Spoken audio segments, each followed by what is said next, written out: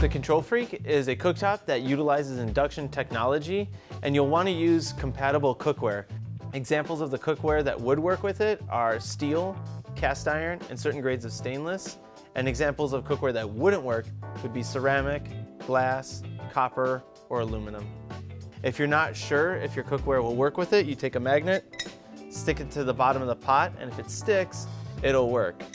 Aluminum pans will work if they're clad with one of those metals on the bottom surface. So again, if you stick the magnet to the bottom of it and it sticks, you're good to go, even if it's an aluminum pot. When you introduce a piece of cookware to the cooking surface and you turn the control knob, it will turn red and the temperature will start to go up, and that lets you know that you're good to go. If you introduce incompatible cookware to the cooked surface, it'll quickly alert you that it's not compatible.